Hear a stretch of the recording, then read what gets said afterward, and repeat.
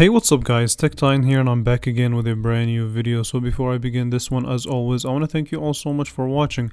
If you're new to the channel, don't be a stranger and make sure you leave a thumbs up for more videos. So with that being said, I want to speak on my experience with the T-Mobile Revel 7 Pro now that I've been using it on and off for about 3 months. So let's go ahead and get started. One of the things that I want to discuss here is the design.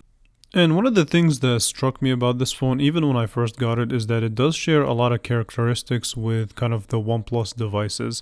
But this phone has a nice sleek look to it. The back has this soft matte finish to it. Now, one of the gripes that I do have about it is that it does catch smudges like crazy. Now, they are easy to wipe off, but they can bother some people. So keeping this phone clean is going to be a hard mission. Now, the sides all have this kind of chrome finish to them that, again, gives this phone a sleek look. The back has your quad camera setup with your dual LED flash, which we will definitely discuss. And so the right hand side does have your color matching power button and your volume up and down. And this is to stay true to the company's logo, which makes this phone, or advertises this phone, I should say. Now the bottom has your headphone jack, your USB-C that does support 25 watt of fast charging, as well as your bottom facing speaker. All in all though, from a design perspective 3 months later, I still think that this is definitely a step up, a really high step up from previous generation, which was not really all that impressive from a design perspective. So the next topic of my conversation when it comes to the Revel 7 Pro has to be this display, and this is definitely quite an upgrade again from the previous generation. So this time around what T-Mobile did is that they gave us a 6.78 inch 1080p display that supports a lot of things. So it is an AMOLED display. It does have a 83.5% screen to body ratio. It gets fairly bright in outdoor condition, and it does have support to up to 120 Hz of refresh rate.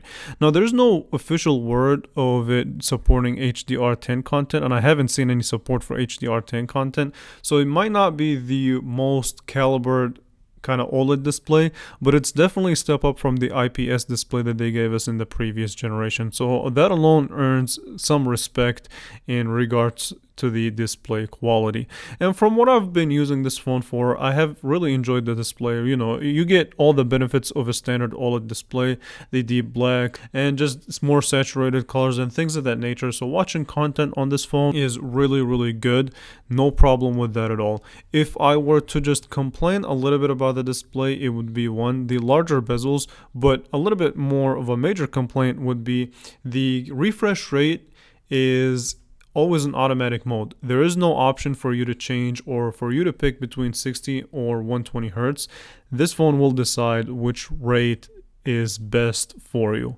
I don't like that. I like the option of picking the correct refresh rate for my personal needs. So hopefully maybe that can be fixed with a software update, but as of right now, this is what you get. Now let me speak a little bit on the camera situation. So you do have a quad camera setup with a 50 megapixel main sensor, 5 megapixel ultra wide, and two sensors that are kind of useless, the depth and the macro sensor that we're used to with devices that have them. Basically taking pictures and the software, the camera software experience on this phone is actually pretty quick and pretty snappy. Even switching between your main sensor and your wide angle sensor is fairly smoother than phones that I've seen at a higher price point. So I definitely have to give T-Mobile's team a respect in that regard. Now the picture quality itself is what I would expect from a phone that costs $250. It's not the greatest, but it definitely handles itself fairly well. I would say that in some scenarios these pictures are missing contrast. The wide angle is horrible when it comes to image quality, but it's cool. It's a nice effect and it works. And in some situations, the pictures are not as vibrant or as saturated as I would personally like them to be. This phone is also capable of recording video at up to 2K, so 1440p at 30 frames per second, no 4K. And you can also record it at 1080p at 30 or 60 frames per second. It does have optical image stabilizations for your photos, but no electronic image stabilizations for your video. Next in my conversation is going to be in the kind of performance department, and this phone did take a step up in the performance department from the previous generation. So you get the Qualcomm Snapdragon 6 Gen 1 processor. You also get your Adreno 710 for your GPU, and the processor is an octa-core chip, 256 gigabytes of storage, as well as 8 gigabytes of RAM.